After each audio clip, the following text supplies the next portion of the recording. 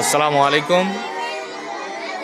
এটা হচ্ছে আমাদের হেফজ বিভাগ, যারা হেফজ করেন এবং নাজেরার যারা চালু।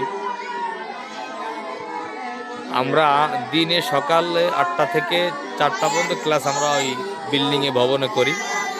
ওই টাইমে গরমটা কম থাকে, কিন্তু সারাদিন রাত আপনার রোদের যে তাপটা ওইটা ছাদে টানার পরে যখন মাগরিবের পরে ছেড়ে দেয় তখন বিল্ডিংয়ের ভিতরে ভবনের ভিতরে পড়তে কষ্ট হয়। সেজন্য আমরা এই টিন সেটের ভিতরে মাগরিব থেকে রাত্রে 9:30 পর্যন্ত ক্লাসটা আমরা এখানে নিই, বা বাদ ফজর আমরা এখানে নিই ক্লাসটা। এটা হেফজ এবং যারা নাজারা চালু তাদের জন্য।